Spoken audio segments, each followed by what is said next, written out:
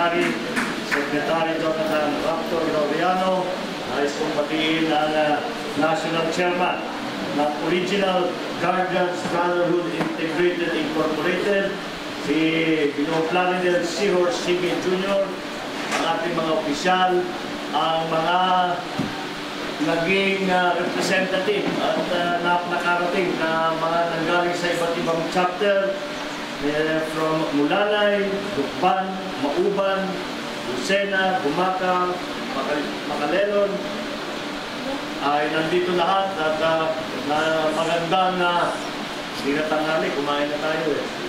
Magandang hapon sa inyo lahat. Una-muna, ako'y natutuwa na nagkaroon ng pagkakataon na makasama ang ating mga kaibigan sa Guardians dahil nataon lang, ako'y nanggaling sa isang konsultasyon na mga magsasaka ng niyong.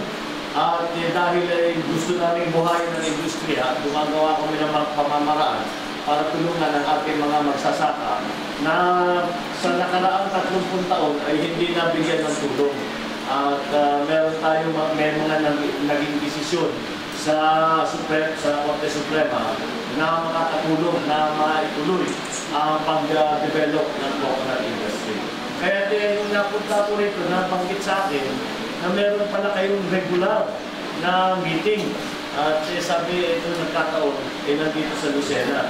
Kaya nagpakapal na lang ako ng mukha. Sinabi ko, hindi, kung pwede kong pumunta, ay basically inimbita ko siya sa sarili ko na mapagkalit makasama kayo lahat. Natutuwa naman ako dahil matagal-tagal na ako hindi nakapunta sa mga meeting ng mga guardian. Nung governor ako ng Ilocos Norte, ay lahat halos ng meeting ng guardian dun sa amin ay napupuntahan ko. At nagbabalita lang ako kung ano yung mga pangyayari, ano ang mga bagong nagagawa ng ating mga kasapi, ating mga miyembro ng guardian, at kung ano mga development, kung ano ang pamahalaan kami bilang provincial government, kung ano ang naitutulong namin. Kaya matagal na yun, ako'y umalis bilang gobernador, 2007 pa. Siguro naka-attend lang ako, isa o dalawa na lang ng meeting mula hanggang ngayon. Kaya nagpapasalamat ako sa inyong liderato na pinagbigyan ako na makapunta rito at ay makasama kayo lahat. At nagbabalita na ako sa inyong national chairman kung ano ba ang mga bagong pangyayari, ano ba ang mga bagong development sa brotherhood ng mga guardians. At nakakasuka naman ng mabalita na kahit na nagpabago-bago, nag-usap na kami, nagsimula ito bilang isang organisasyon ng mga enlisted man na nasa serbisyo. Ako, pareho sa yung naka-active at saka yung retirado na. Diyan nagsimula ito para ipaglaban ang karapatan ng ating mga enlisted man na nasa serbisyo at nakaalis na sa serbisyo. Ngunit mula ron, ay marami na rin pagbabago ang nangyari sa Guardians. At makikita natin, hindi na bali dahil na masyado ng malaki, dahil na marami kayong nagagawang magagandang proyekto, marami kayong magandang pagtulong sa ating mga kababayan, ay marami, lalo na nabuksan yung membership, ay marami sa ating mga kababayan ay gusto lumaho, gusto sumama, at gusto rin tumulong. Kaya naman, hindi siguro maiwasan na kapag talaga masyado nang lumaki ang isang organisasyon, kung minsan magkakaliwalay, kung minsan meron hindi magkasundo, meron naman aalis, babalik din naman, ganyan naman talaga. Ganyan naman talaga. Ngunit, kahit sa anong pangyayari, dahil alam mo, problema dyan, ang problema kasi dyan ay pagka masyadong malaki, hindi mo naman pwedeng sabihin na lahat ng miyembro ay sangayon doon sa kung ano man ang pinag-usapan. Kaya hindi naman mawawala yan. Ganyan talagang demokrasya. Kailangan pabayaan natin ng lahat ng ating mga kasamahan na magkaroon ng ating sariling opinion. At ngunit, mukhang ramdam na kahit na may mga issue o may mga pinapag-usapan na hindi nagkakasundo, ay kahit paano, pagka napunta na naman sa serbisyo publiko, ay nakikita natin bumabalik lahat ng guardian, kahit anong panig man sila dahil, bumabalik na naman sa kanilang pagserbisyo publiko. At doon ulit nagkakaisa ang guardians kapag ang publiko ang pinag-usapan, ang serbisyo ang pinag-usapan. Kaya itong iutunan ninyong panindigan na makatulong sa iba't ibang sa ating mga kababayan. Ito pa rin ang magbibigay ng dahilan sa inyong mga ginagawa, sa inyong mga sinasakripisyo, sa inyong mga sa inyong ginagamit na panahon na sana magkasama kayo ng pamilya ninyo, imbis na nagtatrabaho kayo para sa taong bayan. Yan ang pinakamahalaga na serbisyo na idinutulot ng guardian sa taong bayan. At makita natin ngayon, kaya naman lahat ng ating mga kahit na national, kahit na local ng mga leader ay kilalang-kilala ang mga guardian na sila ay kayo bahagi ng progreso ng ating bansa. Hindi para doon sa mga sikat, hindi para doon sa mga malalaking tao, hindi para doon sa mga mayayaman at nakalukbok sa matataas na posisyon. Ang inyong trabaho ay para sa pangkaraniwan ng mamamayang Pilipino, bukod pa rin ay doon sa mga naghihirap. Kaya ang inyong mga gawain, ang inyong mga project ay para tumulong sa mga nangangailangan ng tulong. At yan ang dapat natin bigyan ng dangal ang ganyang klaseng trabaho.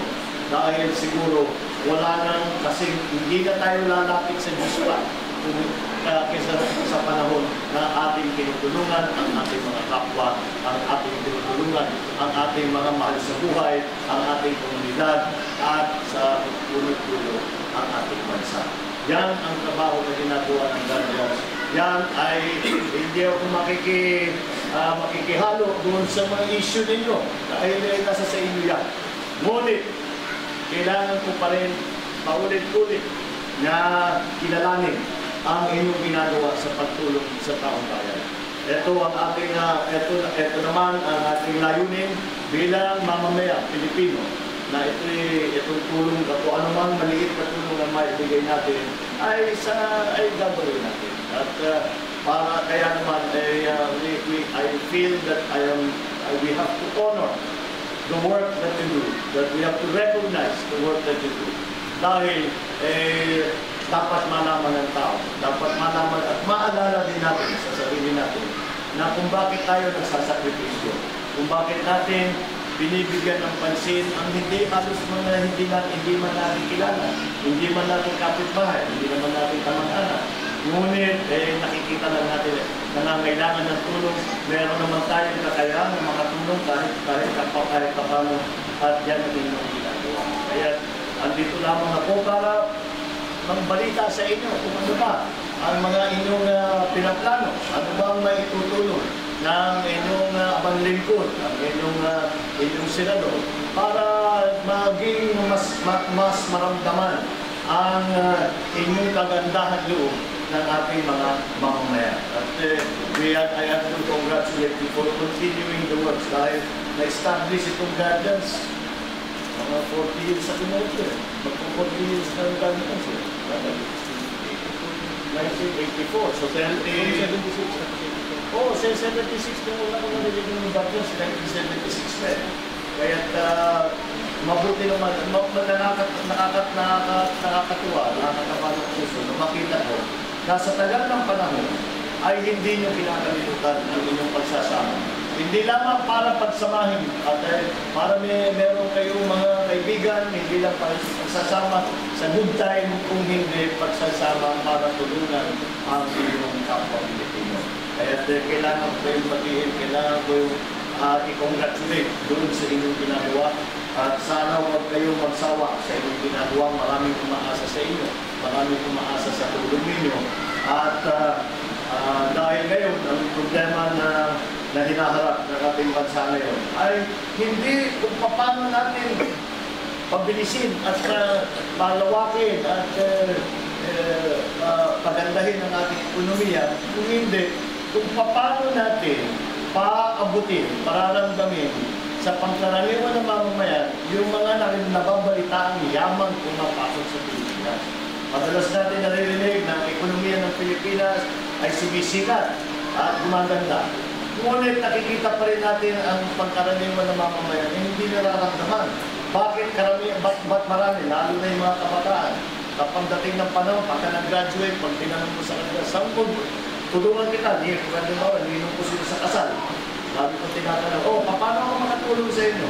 Baka meron kayong gustong trabaho, o walang matrimonyo kayo, meron naman tayo, marami naman tayo kaibigan.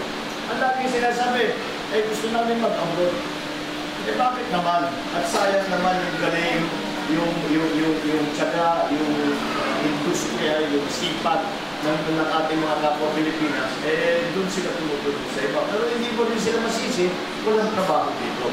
Kaya pinagtatakahan ng marami na kung ganun kaganda ang takbo ng ekonomiya ng Pilipinas, kung ganun karami ang nagiging yaman, ang lumalaki ang yaman sa Pilipinas, bakit hindi nararamdaman ng taong bayan? Bakit wala pa tayo, kulang pa tayo sa trabaho? Bakit meron pang dito? Kaya hindi maaaring itigil ang ating mga ginagawa na magserbisyo sa publiko. Itong lahat, yung mga tanong na yan, ay sinusubukan namin bilang senador, bilang mga elected officials, ginagawa na sinusubukan namin maunawaan para ayusin ang problema na yan. Na kung ano man ang yaman na pumapasok sa Pilipinas ay bumaba naman. At ang mga nangangailangan ay hindi naman nasa taas kung hindi yung nasa ilalim. Kaya yung inyong trabaho ay isang bahagi diyan na nagdadala ng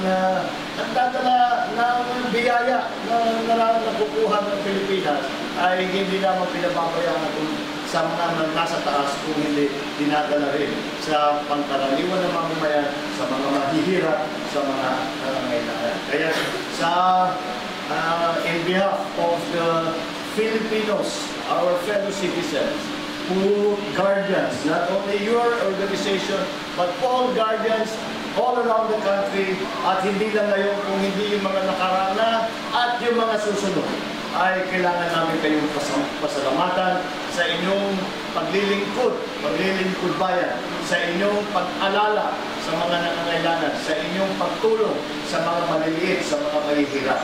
Sana nga, huwag kayong magsawa, huwag kayong kakalimutan yung prinsipyo kung bakit binuo ang Guardians. At ito'y pagpatuloy, at ito naman, ito'y inaasahan ng inyong mga kababayan. Ito ay malaking tulong na nararamdaman ng inyong kababayan. So, congratulations and keep up the good work.